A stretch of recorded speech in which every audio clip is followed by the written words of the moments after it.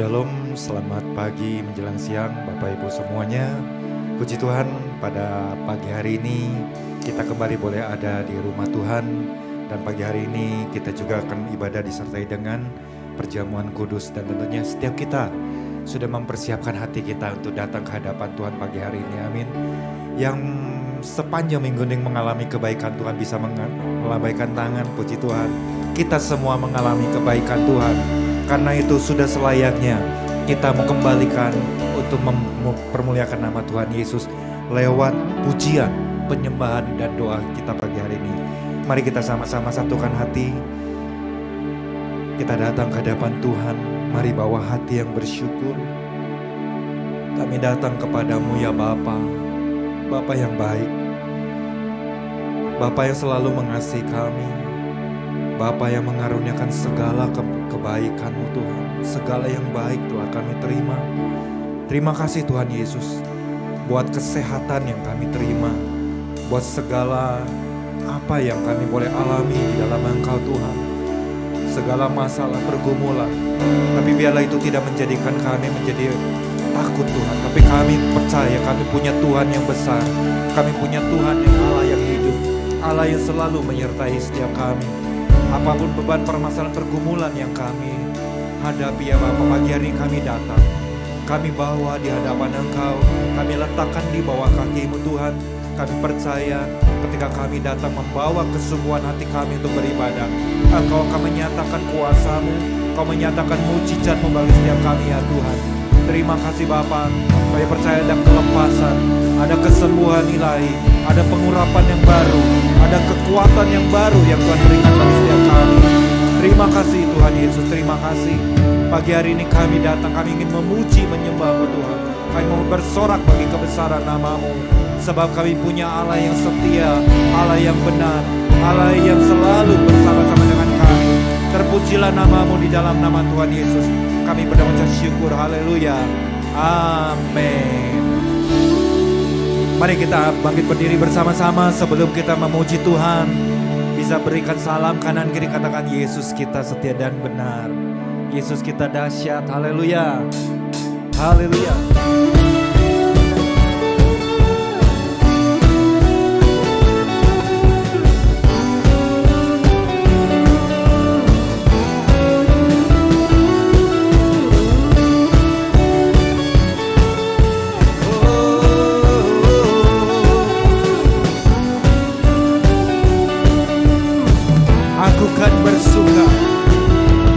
Aku kan bersuka karena kasih-Mu, menari memuji kebesaran-Mu. Karena Kau yang terhebat, Kau layak ditinggikan. Jiwaku pun bersorak sebab Engkau Allah yang setia dan benar. Tak pernah tinggalkanku, Kau selalu bersamaku. Yesus, Kau sumber kekuatan. Ku hidup untuk menyenangkan-Mu.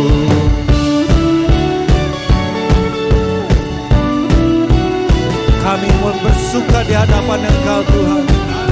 Kami percaya sukacita yang dari-Mu melimpah di tempat ini. Aku kan bersuka karena kasih-Mu, menari memuji kebesaran-Mu. Karena Kau yang terhebat, Kau layak ditinggikan. Jiwaku pun bersorak sebab Engkau Allah yang setia dan benar. Tak pernah tinggalkanku, Kau selalu bersamaku. Yesus, Kau sumber kekuatan. Ku hidup untuk menyenangkan-Mu. Allah yang setia, Allah yang setia dan benar. amin. Tak pernah tinggalkanku, Kau selalu bersamaku. Yesus, Kau sumber kekuatan. Ku hidup untuk menyenangkan-Mu. Kau Allah yang setia, selalu bersamaku. selalu bersamaku. Yesus Tuhan mulia, hidupku milik-Mu. Allah yang setia dan benar, tak pernah tinggalkanku. Kau selalu bersamaku. Yesus, Kau sumber kekuatan. Ku hidup untuk menyenangkan-Mu. Allah yang setia, Allah yang setia dan benar, tak pernah tinggalkanku.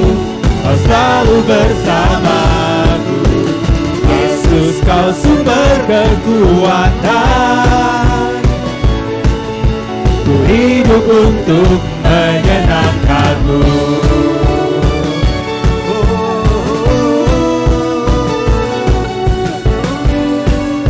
haleluya.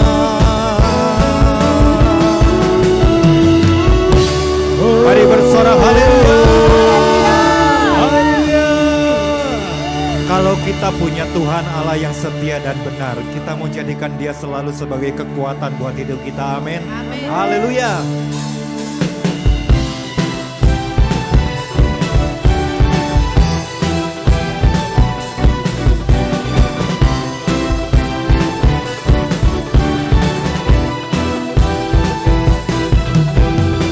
Nama yang berkuasa, nama yang mulia.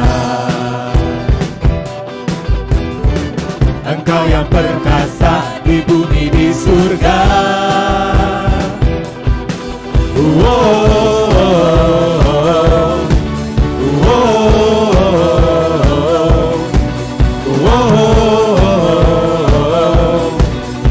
Kaulah pusat segalanya, kekuatanku. Di dalam-Mu, keagungan-Mu. Di hidupku, takkan ku ragu. Ku berseru, Yesus Kristus Tuhan. Kekuatanku di dalam-Mu, keagungan-Mu. Di hidupku, takkan ku ragu. Ku berseru, Yesus Kristus Tuhan.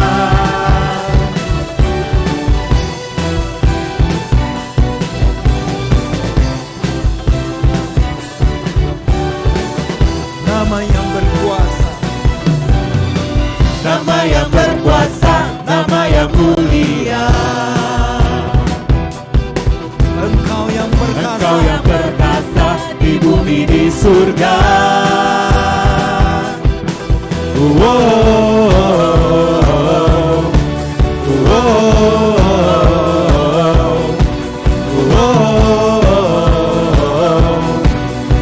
Kaulah pusat segalanya, kekuatanku. Di dalam-Mu, keagungan-Mu. Di hidupku, takkan ku ragu. Ku berseru, Yesus Kristus Tuhan. Kekuatanku di dalam-Mu, keagungan-Mu. Di hidupku, takkan ku ragu. Ku berseru, Yesus Kristus Tuhan.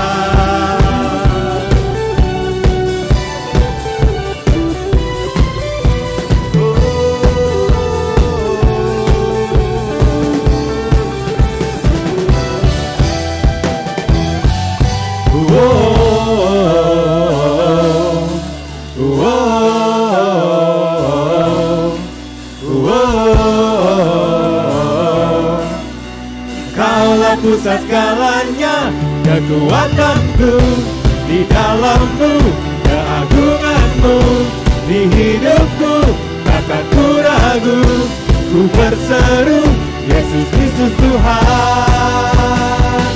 Kekuatanku di dalam-Mu, keagungan-Mu. Di di hidupku, takkan ku ragu, ku berseru, Yesus Kristus Tuhan. Kekuatanku di dalam-Mu, keagungan-Mu di hidupku, takkan ku ragu, ku berseru, Yesus Kristus Tuhan. Kekuatanku di dalam-Mu, keagungan-Mu di hidupku, takkan ku ragu, ku berseru, Yesus Kristus Tuhan. Yesus Kristus Tuhan. Yesus Kristus Tuhan.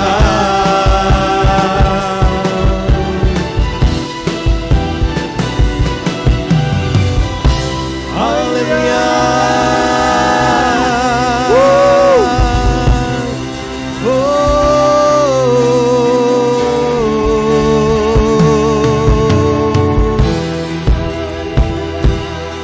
Kekuatanku dalam-Mu Tuhan.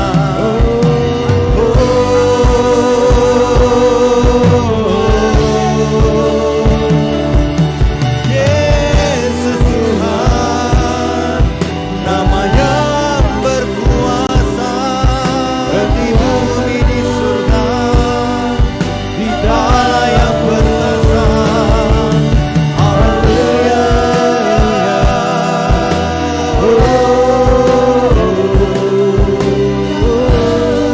Terima kasih. Haleluya.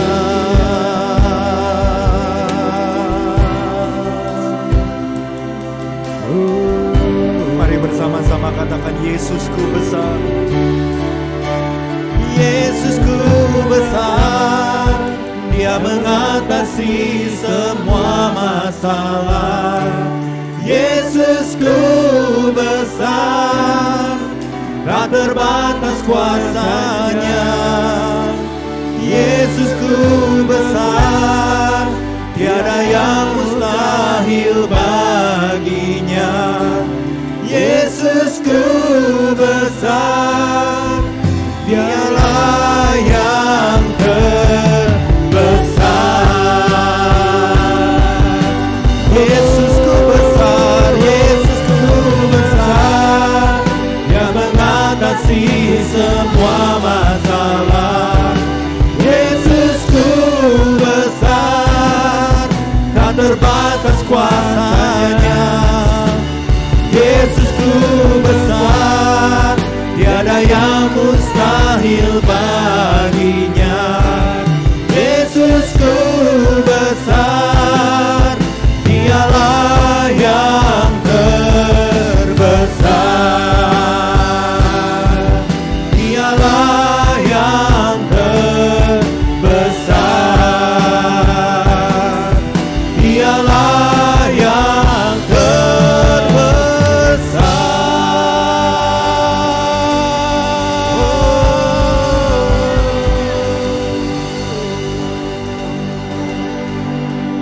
Kami bangga, kami kagum punya Allah seperti Engkau. Allah yang maha besar, Allah yang maha kuasa, Allah yang dahsyat, yang tidak pernah berubah dulu, sekarang dan sampai selama-lamanya. Biarlah kami menjadi orang yang selalu memiliki kekaguman yang lebih akan Engkau. Bahkan rasa hormat kami akan Engkau Tuhan. Biarlah lebih-lebih lagi selalu ada dalam hidup kami. Terima kasih Tuhan. Segala puji kemuliaan kami kembalikannya bagi nama Tuhan Yesus. Haleluya. Amin. Puji Tuhan. Thank you Lord Jesus. Shekararaba shekarara.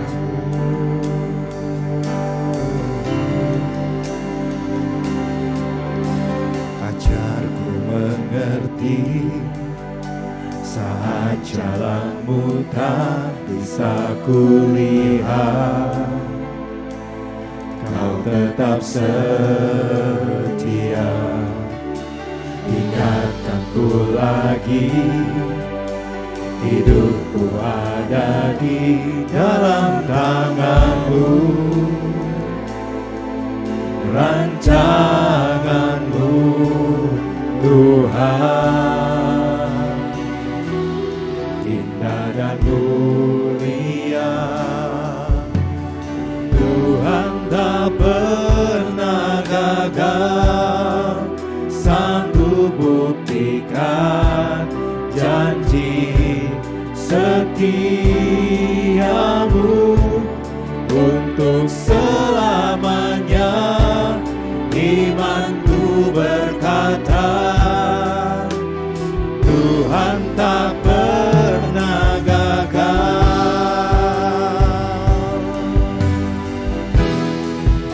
Ajarku mengerti, Ajarku mengerti saat jalanmu tak bisa kulihat. Kau Tetap setia, ingatkanku lagi. Hidupku ada di dalam tanganmu, rancanganmu Tuhan, indah dan mulia. Tuhan tak pernah gagal, sanggup buktikan janji setiamu untuk selamanya. Imanku berkata, Tuhan tak pernah gagal.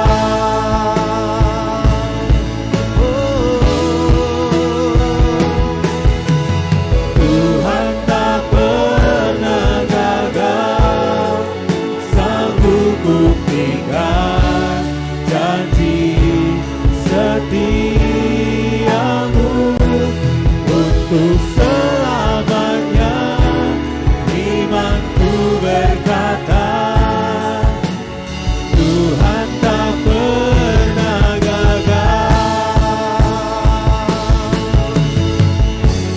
Iman dan pengharapanku teguh lewati badai hidup bersamamu.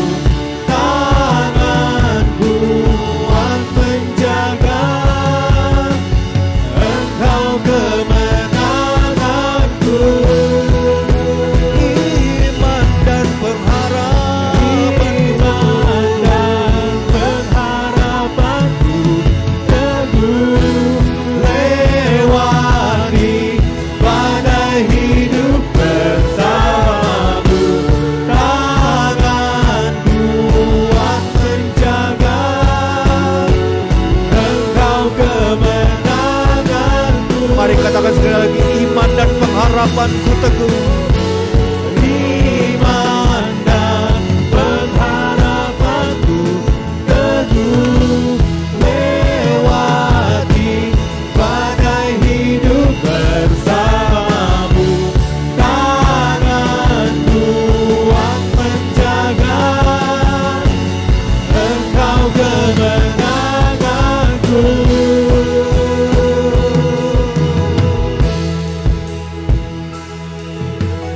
Tuhan tak pernah gagal, sanggup buktikan janji setiamu untuk selamanya. Imanku berkata, Tuhan tak pernah gagal Untuk selamanya, untuk selamanya. Imanku berkata, Tuhan tak pernah gagal.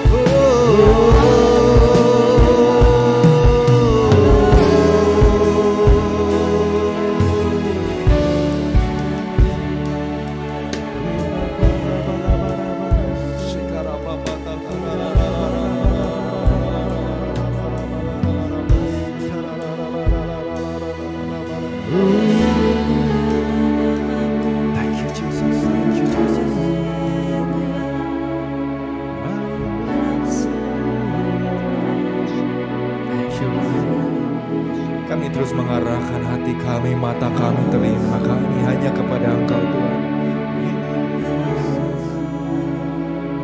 Karena ketika kami terus berharap kepada Engkau, tinggal di dalam Engkau, kami percaya Tuhan, bahwa di dalam Engkau segalanya ada kepastian. Kami tidak takut, kami tidak mau ragu Tuhan. Tapi kami mau semakin hari semakin teguh di dalam Engkau. Karena biarlah pagi hari ini ketika kami dengar kebenaran firman Tuhan, pesan-Mu Tuhan, mari Engkau yang berbicara buat setiap kami. Thank you Lord Jesus. Thank you Lord.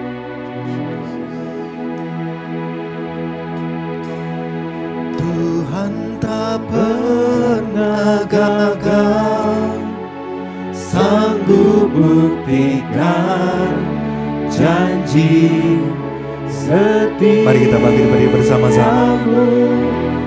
Untuk selamanya imanku berkata, Tuhan tak pernah gagal.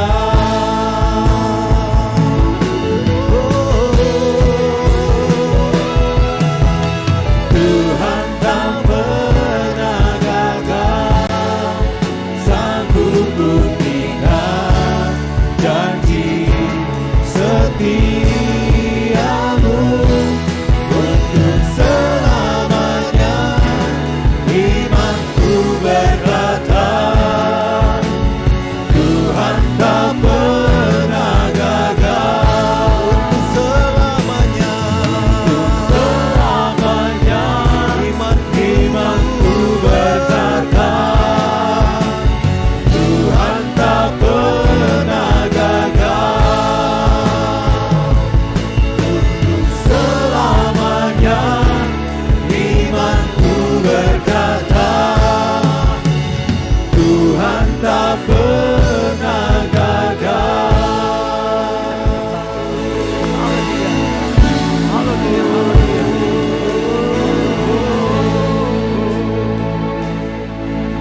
Biarlah kami sungguh mengakui Engkau, Yesus, Engkau gak pernah gagal. Apa yang Kau sudah rancangkan, itu sesuatu yang pasti, bahwa Tuhan pasti menggenapinya.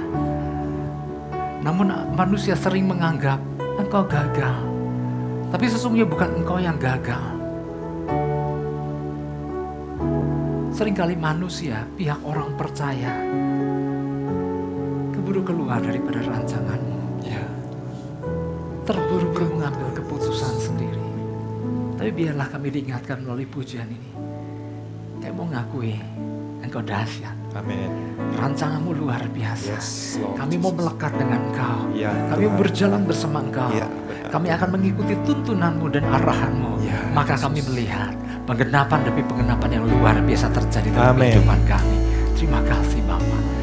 Dan biarlah pada pagi menuju siang ini Tuhan, kami dikuatkan oleh kebenaran firman-Mu yang Ya, menuntun. Tuhan Karena Yesus. firman-Mu pelita buat kaki kami, terang buat jalan kami. Amin. Kami rindu berjalan seturut dengan apa yang Tuhan Ya, kehendaki. Yesus. Biarlah Tuhan berbicara melalui hamba-Mu. Tuhan singkapkan supaya kami paham, supaya kami tangkap dan kami hidupi.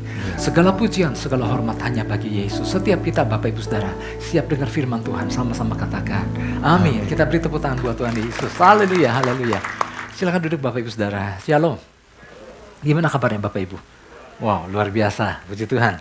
Oke, kita pada siang hari ini kita sama-sama mau tangkap apa yang jadi pesan Tuhan buat kita semua, saya Bapak Ibu Saudara, untuk minggu ini ya. Pesannya adalah gini, jangan membuat Tuhan menjadi lebih kecil dari rasa takut kita. Wow. Jangan membuat Tuhan menjadi lebih kecil dari rasa takut kita. Seringkali rasa takut yang dialami orang percaya seringkali terlalu dianggap begitu besar sehingga Tuhannya dianggap begitu kecil. Sebetulnya di sini dikatakan our God should be bigger than our fears. Yang setuju katakan amin. Tuhan seharusnya lebih besar dari apapun rasa takut kita. Ya, karena sesungguhnya memang Tuhan adalah yang terbesar, terdahsyat. Tapi seringkali yang terjadi adalah rasa takut itu menutupi kedahsyatan Tuhan. Oleh sebab itu kita mau belajar melalui pesan Tuhan pada pagi hari ini Bapak, pagi menuju siang ini. Saya ajak kita buka Mazmur 56 ayat 1 dan 2. Saya mau ajak kita sama-sama baca 2 ayat ini ya. 1, 2, 3. Untuk pemimpin biduan, menurut lagu merpati di pohon-pohon tarbantin yang jauh, Miktam dari Daud, ketika orang Filistin menangkap dia di Gat. Ayat 2. Kasihanilah aku ya Allah, sebab orang-orang menginjak-injak aku. Sepanjang hari orang-orang memerangi aku dan mengimpit aku. Inilah Mazmur yang ditulis oleh Daud. Ya, inilah gambaran tentang pengalaman Daud ketika dia ditangkap oleh orang Filistin. Sebetulnya gini Bapak Ibu Saudara, di dalam kejadian ini sebetulnya Daud baru saja lepas dari Saul. Ya, ini sebetulnya Mazmur ini paralel dengan 1 Samuel 21 ayat 10 sampai 15. Sebetulnya Daud baru saja luput dari Saul yang betul-betul serius hendak membunuhnya. Baru saja Daud luput dan dia masuk ke dalam wilayah Gad, wilayah Filistin, dan Daud berpikir kalau dia masuk wilayah Filistin pasti Saul nggak akan mengejar sampai Filistin. Dan Daud pikir, aman. Tapi begitu menginjak wilayah Gad, orang Gad, anak buah Raja Akis, Raja Gad, menangkap Daud. Jadi ibaratnya baru keluar dari mulut harimau udah masuk mulut singa. Dan Daud di situ mengalami satu keterhimpitan membuat timbul rasa takut.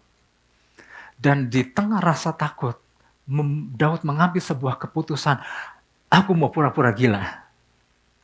Dan 1 Samuel 21 mencatat bahwa Daud memutuskan untuk jadi orang gila.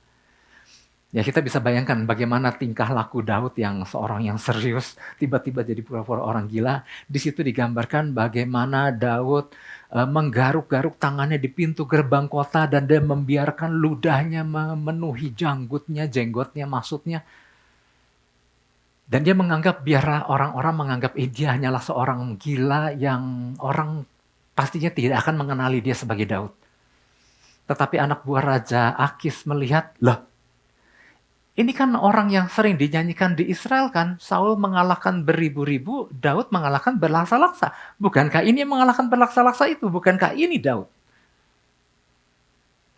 Memang waktu itu posisi Daud sangat terjepit sekali, sangat gak mudah.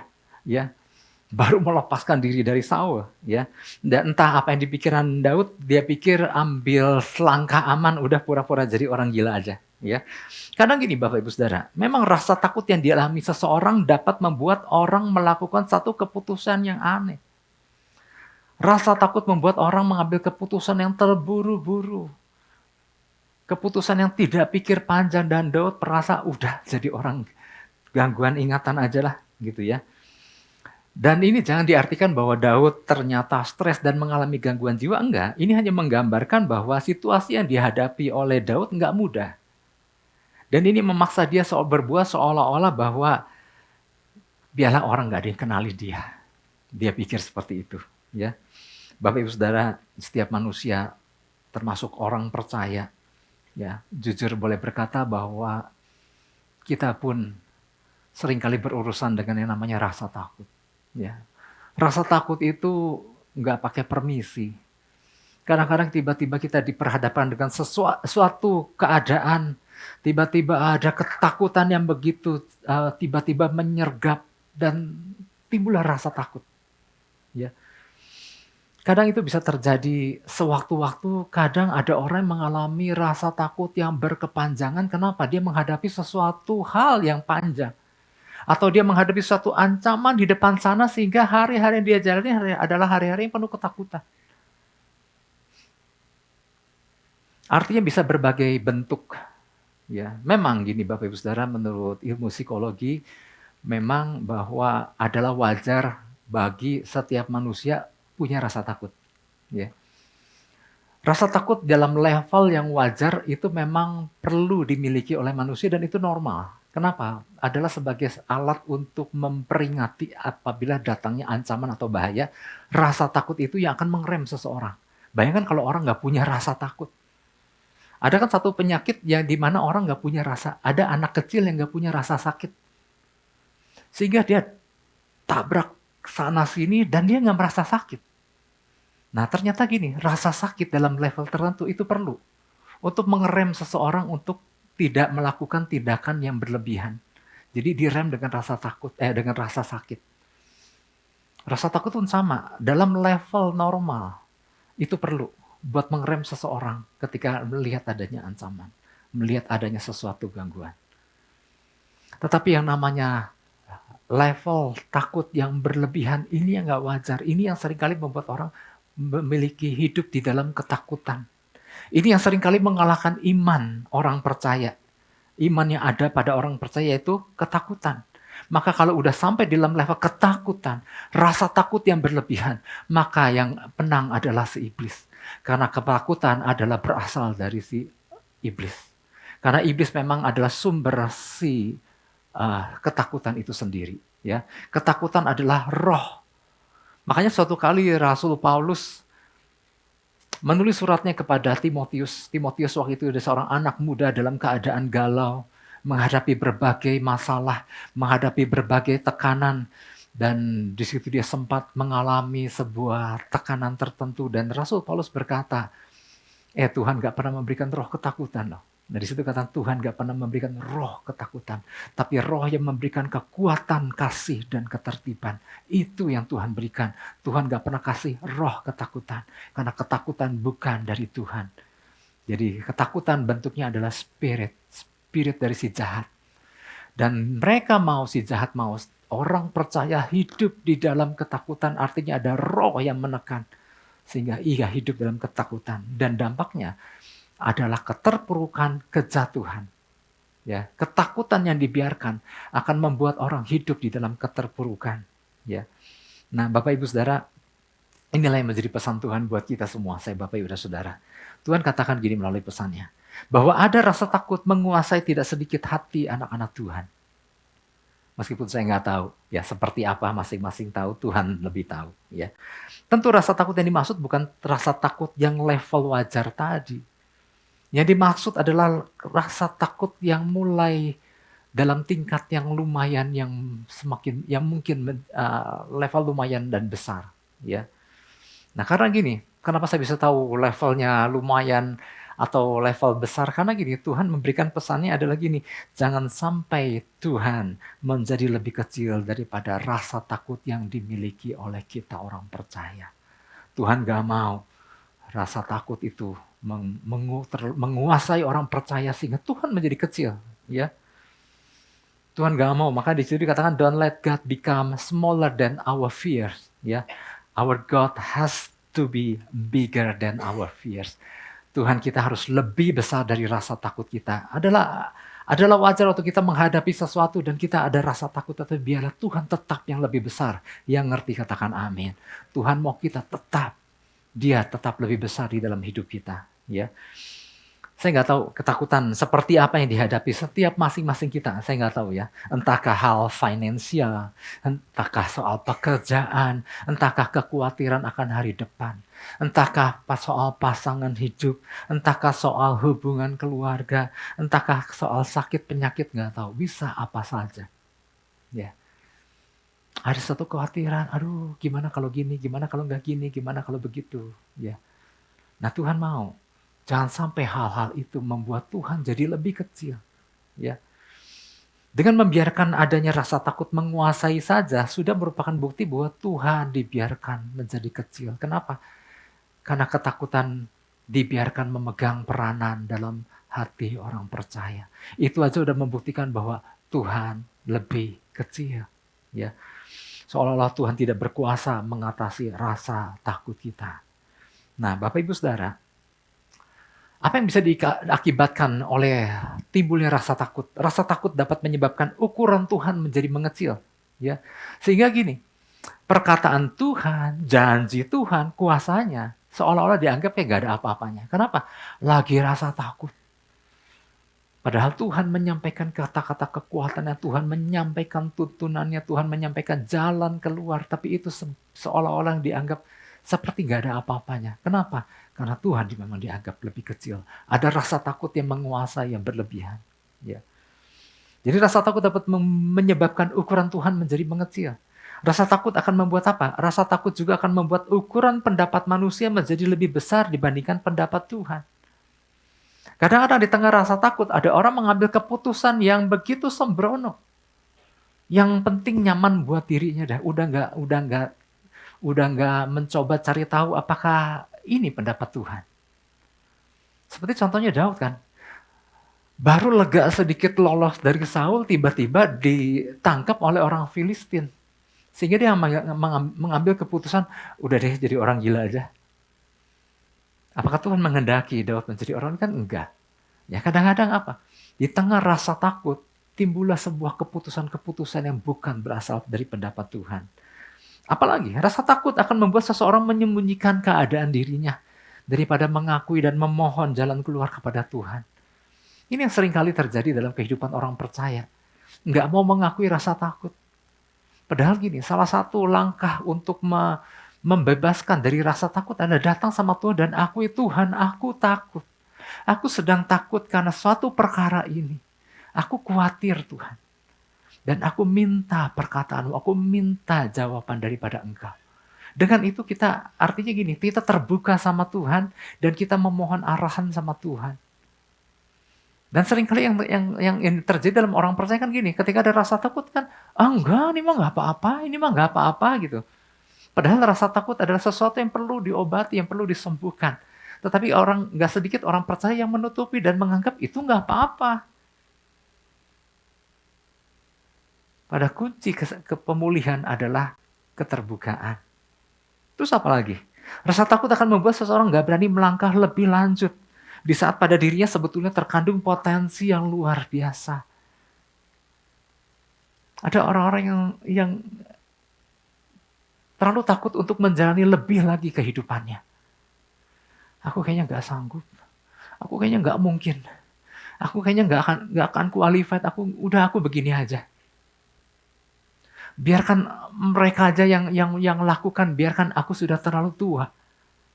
Nah itu sebetulnya kata-kata ketakutan orang itu untuk melangkah lebih lanjut dalam kehidupannya. Padahal dia punya potensi yang luar biasa. Tapi lagi-lagi kenapa? Ada ketakutan. Ada kekhawatiran. Jangan-jangan aku bisa nggak? Kayaknya aku nggak bisa nih gitu. Nah kata-kata itu adalah sebetulnya kata-kata penghambat kehidupan. Ada rasa takut di situ. Ya. Jadi artinya rasa takut yang dibiarkan tanpa dikendalikan akan membuat banyak keputusan-keputusan salah yang dilakukan. Nah melalui pesanan ini Tuhan ingin kita merdeka dari rasa takut. Siapa yang ingin merdeka dari rasa takut? Siapapun, saya, semua, setiap kita ingin merdeka dari rasa takut. Ya, nanti di bagian dalam kita akan belajar gimana sih kunci untuk menang dari rasa takut. Ya. Jangan membuat Tuhan menjadi lebih kecil dibandingkan dengan rasa takut yang dirasakan. Kita butuh Tuhan yang dahsyat memimpin hidup kita. Tapi ketakutan yang membuat Tuhan menjadi kecil dan tidak terlihat, ini yang bahaya. Ini membuat orang di setiap langkahnya akan menjadi kemana Tuhan gitu. Karena Tuhan dianggap kecil. Ya, padahal kita butuh tuntunan Tuhan. Nah rasa takut yang dibiarkan akan membuat kita menjadi tidak menjalankan fungsi kita yang seharusnya. Padahal Tuhan punya rencana luar biasa. Tapi ketakutanlah yang membuat kita enggan melangkah. Kita enggan melakukan fungsi kita. Ya. Seorang hamba Tuhan, ya, Joyce Meyer dulu pernah berkata begini, apabila Anda lebih mendengarkan kepada rasa takut Anda, maka Anda sesungguhnya akan mati begitu saja tanpa mengetahui bahwa sesungguhnya Anda adalah orang yang luar biasa. Seharusnya kita menjadi sesuatu yang luar biasa, tapi rasa takut itu akhirnya menghambat dan bikin akhirnya kita mati dengan biasa. Gideon contohnya di Alkitab Perjanjian Lama. Kalau Gideon terus membiarkan rasa takut menghantui dirinya, terus bersembunyi di pengirikan gandum, terus merasa diri kecil di saat malaikat Tuhan datang, Tuhan menyertai engkau, hai pahlawan yang gagah berani. Enggak, aku dari suku yang terkecil, aku anak bungsu yang paling kecil dari keluarga aku dari kaumku yang paling kecil, aku nggak bisa apa-apa. Kalau dia terus seperti itu, maka nggak pernah ada nama Gideon tercatat di Alkitab yang menjadi hakim-hakim di Perjanjian Lama. Tapi Gideon disadarkan, oke, kalau engkau Tuhan mau pakai aku, boleh nggak aku minta tanda? Kata Tuhan, oke, minta tanda apa? Ya, kurang lebih seperti itu percakapannya. Artinya tanda bahwa Gideon menyadari bahwa dia nggak mau membiarkan dirinya terpuruk terlalu lama. Kalau engkau Tuhan mau pakai aku, beri aku arahan. Maka Tuhan berkata, kumpulkan orang-orangmu. Memang awalnya Gideon mengumpulkan 30.000 orang. Tapi Tuhan bilang terlalu banyak. Dikurangi tinggal 10.000. Tuhan bilang terlalu banyak. Sampai akhirnya diseleksilah tinggal 300 orang. Dan Tuhan bilang, Gideon, dengan 300 orang yang kau miliki, kau harus melawan bangsa Midian yang sedang menjajah Israel. Dan Gideon berkata, oke, aku minta berjalan bersama engkau dan Tuhan kasih arahan. Dan hasilnya adalah Gideon dengan 300 orangnya sanggup mengalahkan bangsa Midian yang jumlahnya 135.000 orang. Dan nama Gideon tercatat di Alkitab. Kenapa? Karena dia berusaha berjalan bersama Tuhan. Tuhan yang ada di depannya, yang akan memimpinnya. Tuhan yang besar, Tuhan yang dahsyat. Biarlah ketakutan itu keluar dari hidupnya. Tapi seringkali yang terjadi adalah banyak orang membiarkan ketakutan menguasai dirinya, sehingga Tuhan yang dahsyat, sehingga Tuhan yang punya rencana gak terlihat. Akibatnya banyak hidup orang yang seharusnya jadi sesuatu yang dahsyat menjadi biasa-biasa aja. Seandainya Gideon nggak menangkap itu, maka Gideon akan tetap Gideon yang bersembunyi di pengirikan. Nggak jadi apa-apa. Nah, oleh sebab itu Bapak Ibu Saudara, apa yang harus dilakukan? Agar rasa takut tidak menguasai kita. Sehingga Tuhan tidak dibuat menjadi lebih kecil dibandingkan dengan rasa takut kita. Apa yang harus dilakukan? Beberapa prinsip yang harus kita pahami. Minimal ada 2 pada siang hari ini. Yang pertama adalah gini. Yang pertama adalah atasi rasa takut dengan menyadari bahwa Tuhan kita lebih besar dari apapun yang kita takutkan. Atasi rasa takut dengan apa? Menyadari bahwa Tuhan kita lebih besar. Katakan Tuhan kita lebih besar. Tuhan kita lebih besar dari apapun. Ya. Mazmur 56 ayat 4. Ayat 4 bilang begini, waktu aku takut. Nah kan, Daud mengakui kan, Tuhan aku takut. Waktu aku takut, aku ini percaya kepadamu. Ya. Jadi gini, awalnya Daud berpikir bahwa pura-pura gila adalah solusi yang terbaik.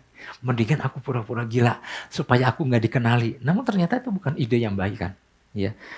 Ia kembali diingatkan bahwa apapun yang ia hadapi, biarlah ia tetap harus mengandalkan Tuhan dan kuasanya. Sehingga dia merenungkan, maka ya kalau aku takut, aku harus mulai belajar menyerahkan. Mempercayakan Tuhan. I will trust in Him. Ya. Nah, tinggal di dalam ketakutan bukanlah tempat kita sebagai orang percaya. Itu hanya akan membuat kita menjadi semakin terpuruk. Karena ketakutan itu bukan ranahnya orang percaya. Ya, kita perlu keluar dari sana, dari ketakutan, dengan cara belajar percaya sama Tuhan. Karena hidup dalam iman percaya kepada Tuhan, ini wilayahnya orang percaya, ini habitatnya orang percaya, katakan amin. Oleh sebab itu kita harus mengenali diri kita, kalau banyak rasa takut, wow, aku gak boleh ada di wilayah ini, aku gak boleh di ranah ini. Aku harus di dalam wilayah iman, tetap percaya sama Tuhan. Ya. Nah, bagaimana sekarang mengubah rasa takut kita terhadap sesuatu menjadi takut akan Tuhan? Nah, sekarang ada 2 ya. Takut akan sesuatu harus diubahkan menjadi takut akan Tuhan. Mana yang lebih baik? Takut akan sesuatu itu tadi saya sebutkan ya, akan berbagai hal membuat orang percaya menjadi takut. Nah, takut akan sesuatu lebih baik ini atau takut akan Tuhan? Oh, takut akan Tuhan. Iya, betul. Nah, pesan Tuhan bilang ada nggak sedikit orang-orang percaya hidup dalam takut akan sesuatu. Dan ini harus diubahkan kan menjadi takut akan Tuhan. Dan apakah dengan cara kita berkata sama orang yang lagi takut, udah jangan takut. Apakah itu? Itu nggak menyelesaikan masalah. Karena apa? Penyelesaian rasa takut terhadap sesuatu nggak cukup dengan hanya berkata, udah nggak usah takut, udah nggak usah takut. Tapi harus ada langkah. Sehingga rasa takut itu menjadi hilang, digantikan takut akan Tuhan. Nah, ada sesuatu menarik di sini Bapak Ibu Saudara. Tadi kan pertanyaannya gini, bagaimana mengubah rasa takut terhadap sesuatu menjadi takut akan Tuhan? Ya, how to turn fear of something into fear of the Lord? Ya, bagaimana berubah itu? Ya, nah, takut akan sesuatu, takut akan Tuhan. Ada 2 kata takut kan? Nah, ternyata yang menarik di sini Bapak Ibu Saudara, kata takut di dalam bahasa aslinya, dalam hal perjanjian lama adalah bahasa Ibrani, bahasa aslinya adalah yareh. Takut yareh, arti yang pertama adalah gini, teror, kengerian, ketakutan.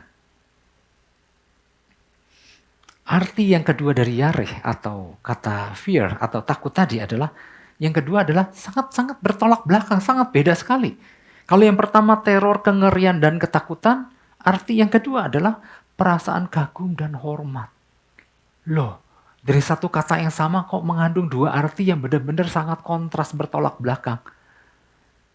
Ternyata dua kata yang maknanya saling bertentangan ini ada di dalam satu kata yang sama, kata yareh. Yang satu maknanya lebih rendah daripada yang satu tentunya kan. Ya, teror, ketakutan, kengerian kan tentu levelnya lebih rendah daripada kagum dan hormat.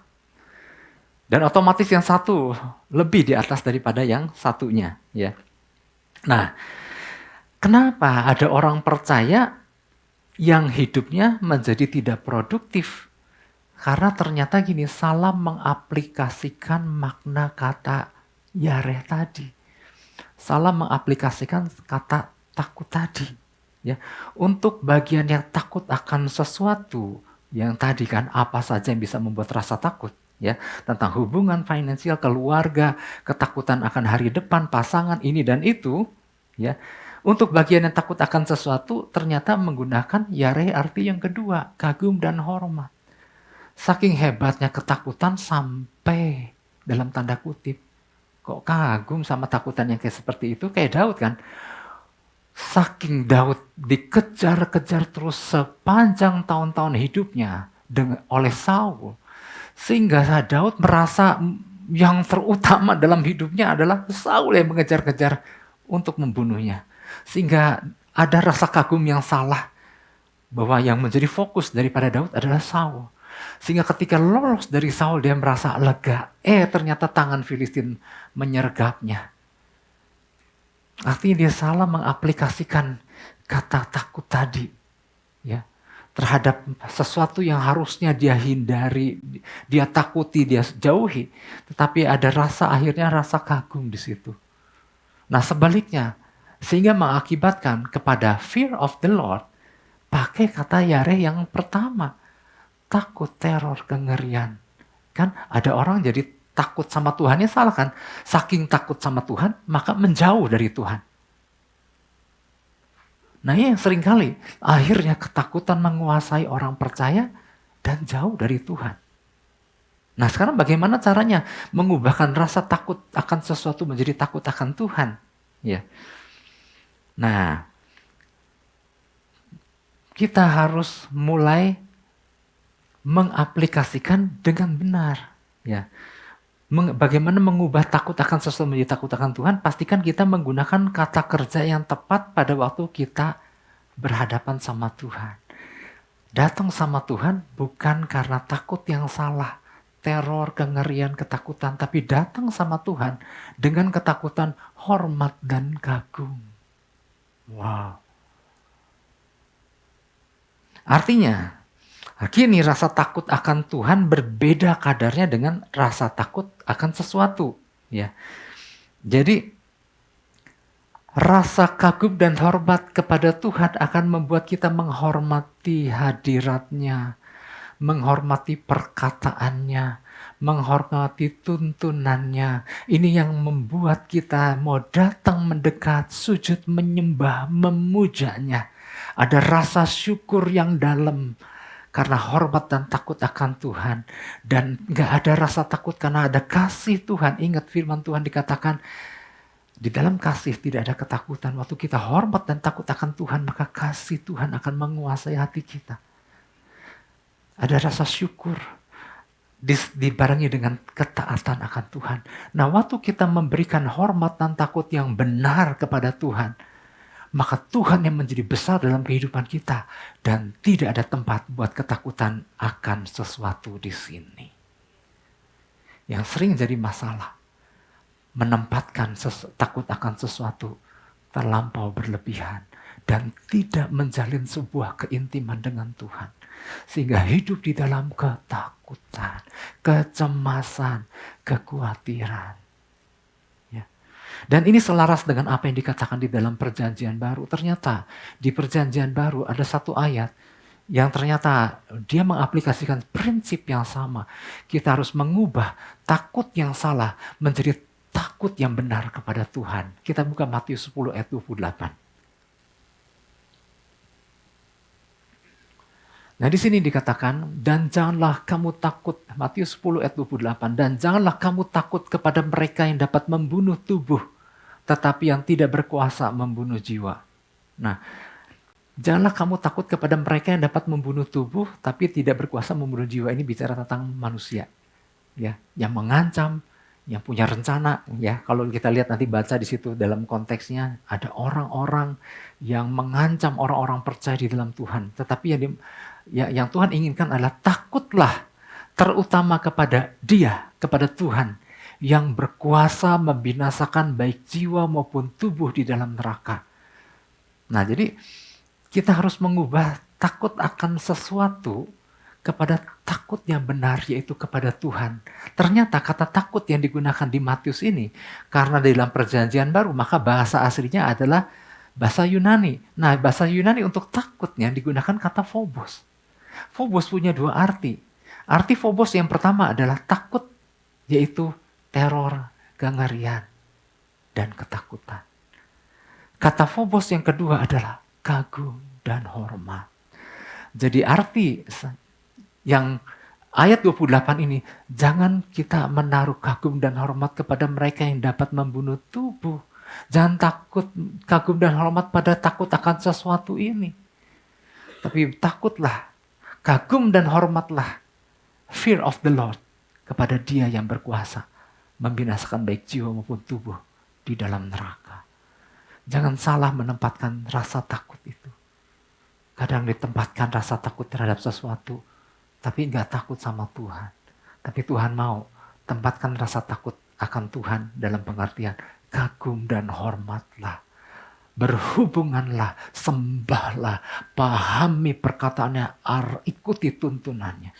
Maka takut akan segala sesuatu menjadi sirna. Ya. Nah, Daud menyadari bahwa sebelum ia mengubah rasa takut yang benar kepada Tuhan, maka keadaan akan semakin menakutkan baginya. Sebelum dia mengubah menjadi fear of the Lord, maka dia mengambil sebuah tindakan-tindakan yang ceroboh. Makanya tadi kan pura-pura jadi gila lah dan lain-lain. Nah, ketika ia mengubah rasa takutnya dengan mengambil makna yang tepat, yaitu fear of the Lord, maka langkah Daud menjadi beda. Lihat ayat yang kelima. Mazmur 56 ayat 5. Maka di situ Daud berkata, kepada Allah yang firman-Nya kupuji. Nah, udah ada perubahan cara pandang. Inilah fear of the Lord yang Daud lakukan terhadap Tuhan. Kepada Allah yang firman-Nya kupuji, kepada Allah aku percaya, aku tidak takut. Gak lagi takut kepada yang ini. Apakah yang dapat dilakukan manusia terhadap aku, sehingga ketakutan terhadap manusia tidak lagi mendapat tempat pada diri Daud, pada hati Daud. Karena takutnya akan Allah menguasai dirinya. Nah, inilah Bapak Ibu Saudara, ini yang penting. Kita nggak cuma bisa bilang, udah jangan takut. Nggak akan hilang. Kecuali kita sembah dengan benar. Kagum dan hormatlah sama Tuhan. Taati firman-Nya, jalinlah sebuah keterhubungan dengan baik. Maka ini hilang, yang ngerti katakan amin. Yang ngerti beri tepuk tangan buat Tuhan Yesus. Ya. Jadi Bapak Ibu Saudara, apa yang seringkali membuat orang percaya suka menjadi takut akan suatu situasi atau keadaan, kita sekarang ngerti. Ya. Jawabannya adalah, itu terjadi karena orang percaya kurang mengagumi dan hormat akan Tuhannya. Oleh sebab itu mari Bapak Ibu Saudara, apapun yang dari Tuhan kita belajar, yuk tangkap. Pesannya tentang apa sih gitu ya. Aku mah gak ngerti pesannya. Aku lebih suka khawatir. Nah, artinya kita kurang memberikan tempat kepada Tuhan. Tuhan jadi kecil, ketakutanlah yang menjadi lebih besar. Oke, itu yang pertama. Yang kedua, atasi rasa takut dengan mempercayai Tuhan setiap waktu. Ayatnya masih sama. Mazmur 56 ayat yang keempat. Waktu aku takut, aku ini percaya kepadamu. Bapak Ibu Saudara, Daud pernah mengalami masa-masa di mana sempat ragu ya akan penantian, akan penggenapan janji Tuhan. Tadi pagi saya sempat jelaskan, pada waktu Daud terima janji Tuhan bahwa ya suatu hari kelak dia akan menjadi raja bagi bangsa Israel. Itu kan waktu terjadi pada peristiwa waktu Nabi Samuel disuruh Tuhan datang ke kota di mana Isai berada. Dan Tuhan bilang, salah satu dari anak Isai kau urapi. Dan orang yang kusuruh kau urapi itu akan menjadi raja menggantikan Saul. Tapi Samuel masih belum tahu anaknya mana gitu. Maka ketika ketemu dengan kakak-kakaknya Daud, Nabi Samuel melihat nih, jangan-jangan ini jadi raja karena model potongan raja banget. Tapi Tuhan bilang, bukannya itu. Anak yang lain, Tuhan bilang, bukan yang itu. Anak yang lain yang Samuel pikir, ini nih pasti, bukannya itu, bukannya itu, bukannya itu, sampai habis. Sampai Samuel bertanya, Isai, masih adakah anakmu yang lain lagi? Isai masih bisa bilang begini, ada, lagi menggambarkan kambing domba. Nah itu Daud. Dipanggilnya lah Daud. Masih remaja, mukanya kemerah-merahan. Dan kemudian Tuhan bilang sama Samuel, ini, urapi anak ini. Nah, waktu Samuel menuangi Daud, kepala Daud dengan minyak, bahwa suatu hari Daud ini akan menjadi raja bagi bangsa Israel, kurang lebih usia Daud ini mungkin sekitar 12, 13, 14-an. Masih sangat kecil, masih sangat muda sekali. Dan kapan Daud menjadi raja? Satu kali Daud diangkat menjadi raja atas Hebron. Dan usia Daud waktu itu 30 tahun. Bapak Ibu Saudara bayangkan ada rentang waktu belasan tahun. Sebelum janji Tuhan untuk yang berjanji bahwa menjadikan Daud sebagai raja. Ada rentang waktu penantian belasan tahun. Dan selama belasan tahun itu ada kurang lebih 10 tahun Daud dikejar-kejar mau dibunuh sama Saul. Ini kan yang membuat Daud, ini beneran apa nih mau jadi raja atau enggak nih? Kayaknya mau dibunuh tiap hari. Dikejar-kejar. Wajar kalau Daud mungkin mengalami, benar gitu. Kok hidup dalam ketakutan begini? Apa benar janji Tuhan? Apa benar aku bakal jadi raja? Timbullah rasa takut. Nah, tapi Daud belajar sesuatu. Dia gak mau membiarkan ada rasa takut mampir di hatinya. Maka itu dikatakan waktu aku takut, aku ini percaya kepadamu. Daud mengambil keputusan ketika, kan kita tahu kan sebetulnya kalau kita mau jujur ada rasa takut. Daud jujur, dia tahu ketika ada rasa takut, tapi dia gak membiarkan rasa takut bercokol di dalam dirinya. Maka dia berkata, waktu aku takut, dia memutuskan untuk datang kepada Tuhan. Dia menaruh kepercayaan, I will trust in you Lord. Aku menaruh kepercayaan kepadamu Tuhan. Aku gak mau membiarkan ada rasa takut. Waktu Daud merasa khawatir, maka ia datang sama Tuhan merenungkan janji Tuhan. Waktu ada rasa cemas, maka Daud datang sama Tuhan. Dia merenungkan perkataan-perkataan Tuhan. Karena Daud tidak mau membiarkan ada rasa takut di dalam dirinya. Nah, kita perlu belajar sama sosok Daud. Jangan ketakutan diemplak-emplak ya. Saya nggak tahu bahasa tepatnya kalau kerjaan ini ketakutan di nabobo gitu. Keenakan terlalu lama di dalam diri orang percaya. Satu kali murid-murid Yesus datang kepada Yesus. Ada satu pertanyaan yang menarik Bapak Ibu Saudara. Kita bisa lihat di dalam Yohanes 6 ayat 28 sampai 29. Yohanes 6 ayat 28 29. Satu kali mereka datang kepada Yesus, lalu kata mereka kepadanya, apakah yang harus kami perbuat supaya kami mengerjakan pekerjaan yang dikehendaki Allah? Wow, ini pertanyaan yang luar biasa.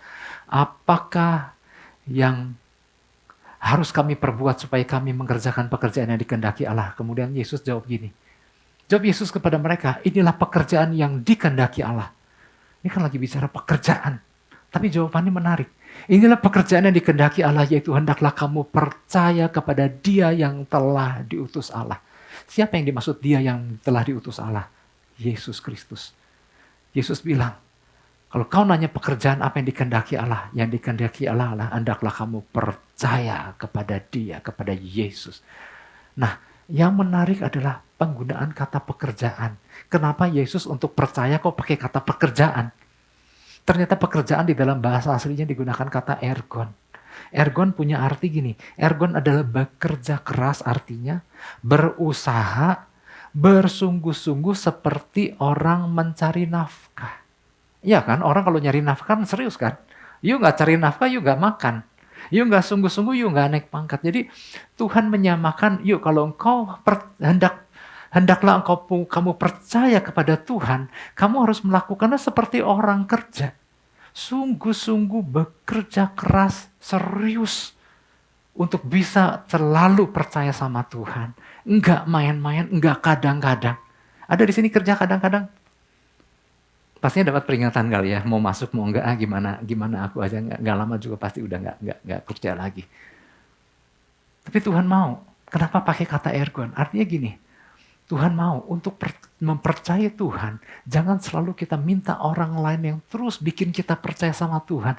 Tuhan mau yuk bangun diri kita sendiri hari lepas hari untuk selalu percaya sama Tuhan. Yang mau katakan amin.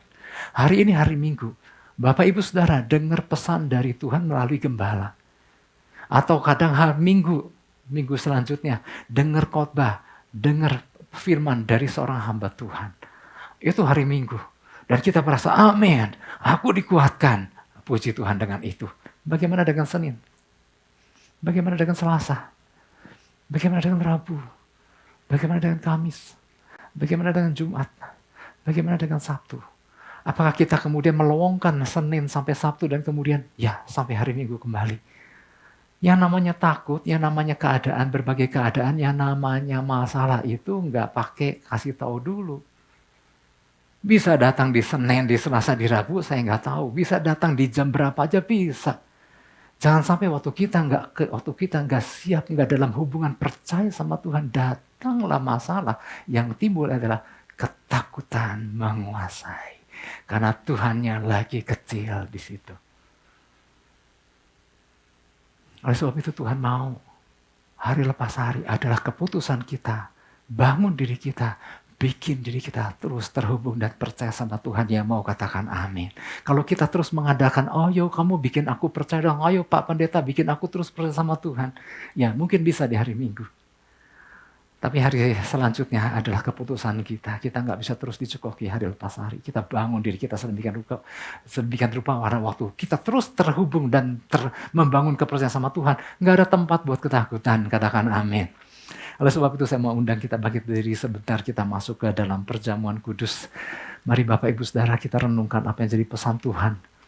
Bukan saya soal tahu bahwa ada rasa takut, Tuhan yang kasih tahu. Ada rasa-rasa takut menghinggapi umat Tuhan.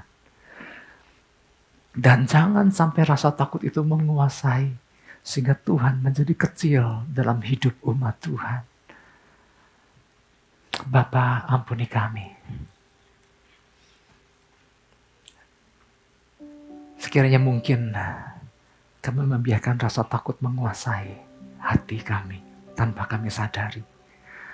Atau sekiranya mungkin kami malu mengakui bahwa kami memiliki rasa takut dan khawatir. Tapi kami mau belajar dari Daud. Daud mengakui ada rasa takut.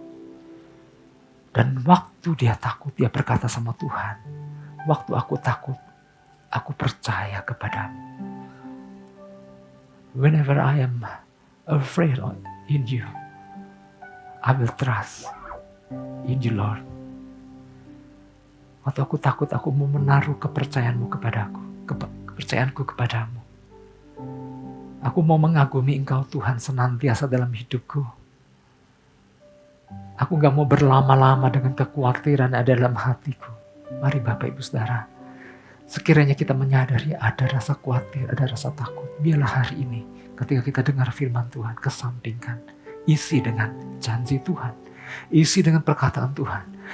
Percayalah bahwa kita punya Yesus yang dahsyat. Jangan sampai Yesus yang dahsyat tertutupi oleh besarnya rasa takut. Kita punya Bapa yang luar biasa. Kita punya Bapa yang baik. Bahkan kita sendiri akan coba tolong anak kita. Terlebih Bapa kita di sorga. Dia akan tuntun kita dan dia berkata, jangan takut, engkau berjalan bersama aku. Terima kasih Tuhan. Aku mau naruhkan kepercayaanku kepadamu. Aku mau tangkap, mau hidupi firman-Mu Bapa. Aku mau selalu kagum dan hormat akan Engkau. Terima kasih. Segala pujian, segala hormat hanya bagi Yesus. Setiap kita sama-sama katakan, amin. Bapak Ibu Saudara, sebentar kita masuk perjamuan kudus.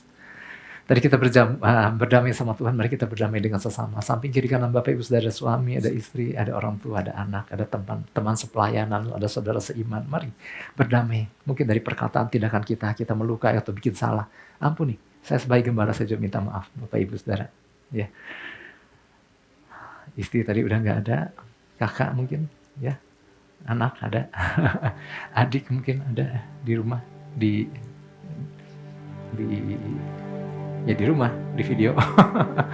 Oke, puji Tuhan, saya sebagai gembala juga saya minta maaf. Kepada rekan-rekan sepelayanan saya juga minta maaf. Mungkin ada hal-hal yang melukai. Puji Tuhan, kita sebentar masuk dalam perjamuan kudus. Bapak Ibu Saudara yang sudah dibaptis, mari kita ikut ambil bagian dalam perjamuan kudus ini. Ya, kita mau membarui perjanjian kita sebagai anak-anak Tuhan yang sudah dilahir barukan di dalam Kristus. Perjamuan kudus adalah untuk membarui persekutuan kita dengan Tuhan dan membarui perjanjian kita sama Tuhan. Puji Tuhan. Tuhan bilang lakukan ini untuk mengingat akan Dia. Mari kita ambil waktu sejenak, kita renungkan. Kalau kita ada hari ini sebagaimana kita ada sebagai orang-orang percaya, sebagai anak-anak Tuhan, itu karena ada Tuhan yang rela turun ke dunia mengambil rupa manusia yang bernama Yesus Kristus. Kemudian Dia menyerahkan nyawanya untuk mati di kayu salib demi menebus kita dari dosa. Demi untuk mengembalikan kita kepada rencana Allah yang dahsyat, di mana Tuhan menciptakan manusia menurut gambar dan rupanya. Tapi dosa yang membuat gambar dan rupa Allah yang begitu indah dan luar biasa menjadi rusak. Tapi Tuhan mau kita dikembalikan kepada rencana Allah semula lewat kematiannya. Dengan kita menyadari bahwa kita dikembalikan menjadi gambar dan rupa Allah, maka kita bisa mengeksekusi tugas kerajaan sorga. Dan kita bisa menjalin persekutuan intim dengan Tuhan. Sehingga rasa kagum dan hormat kita terus terbangun karena kita segambar serupa dengan Dia. Terima kasih Tuhan. Puji Tuhan. Mari Bapak Ibu Saudara. Sebab apa yang telah kuteruskan kepadamu telah aku terima dari Tuhan, yaitu bahwa Tuhan Yesus pada malam waktu Ia diserahkan mengambil roti. Mari kita ambil roti dan angkat roti ini tinggi-tinggi. Dan sesudah itu Ia mengucap syukur atasnya. Ia memecah-mecahkannya dan berkata, inilah tubuhku yang diserahkan bagi kamu. Perbuatlah ini menjadi peringatan akan aku. Jemaat yang dikasihi Tuhan, bukankah roti yang kita pecah-pecahkan ada persekutuan dengan tubuh Kristus? Mari kita memakannya di dalam nama Yesus Kristus.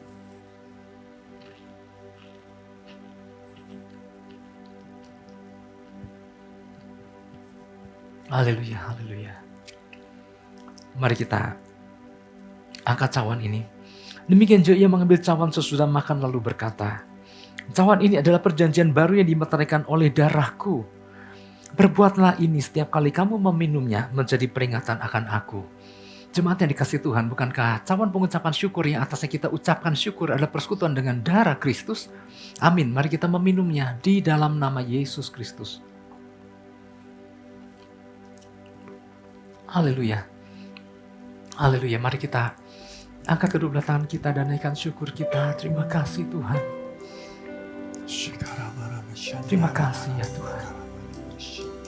Engkau yang lebih mengetahui keadaan hati kami. Engkau yang mengetahui keadaan kami pribadi lepas pribadi. Kami mau terbuka di hadapan Engkau Tuhan. Aku mau menyerahkan segala rasa khawatir, rasa cemas, rasa takut aku kepada Engkau. Tuhan yang pegang hidupku, Tuhan yang merasakan hal yang luar biasa kepada Engkau Tuhan, Engkau Tuhan, Engkau Raja. Serahkan semua perkara dalam tangan. Aku mau kagum dan hormat senantiasa akan Engkau. Aku gak mau kagum akan masalahku, aku gak mau kagum akan segala perkara-perkara yang aku hadapi. Aku mau menaruh kekagumanku kepada Engkau, Engkau yang punya janji, Engkau yang punya rancangan luar biasa atas hidupku. Terima kasih Tuhan, terima kasih.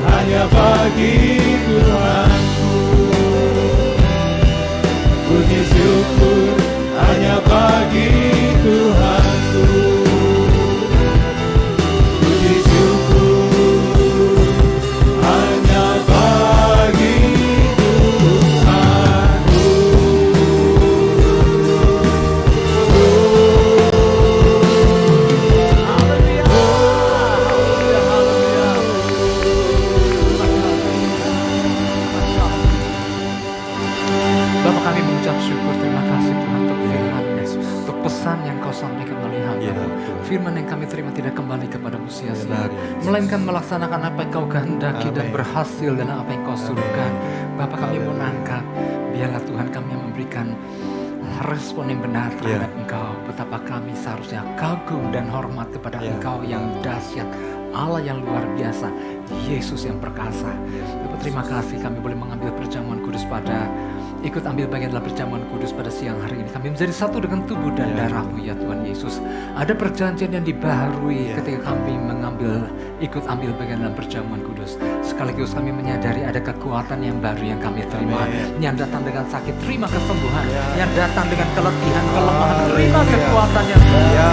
Haleluya, haleluya. Terima kasih Bapak. Kami mengucap syukur, segala pujian, segala hormat hanya bagi Yesus. Setiap kita Bapak Ibu Saudara yang percaya, kita sama-sama katakan amin. Kita beri tepuk tangan sekali lagi buat Tuhan Yesus. Jutaan jemaat yang dikasih Tuhan Yesus, sebentar kita akhiri, kita akan kembali ke tempat kita masing-masing. Saya undang kita angkat kedua belah tangan kita, arahkan hati kita, fokuskan terus terhubung dengan Yesus senantiasa. Pergilah, pulanglah dan jadilah saksi-saksi Kristus. Mari jemaat yang dikasih Tuhan, terimalah berkat damai dan sejahtera daripada Allah Bapa, kasih karunia daripada Tuhan Yesus Kristus, dan persekutuan Roh Kudus yang indah dan manis menyertai setiap kita semua, mulai daripada pagi menuju siang yang indah ini sampai hari Maranatha Tuhan Yesus menjemput setiap kita di awan-awan yang permai. Setiap kita yang percaya menerima, kita sama-sama katakan amin. Tuhan Yesus berkati.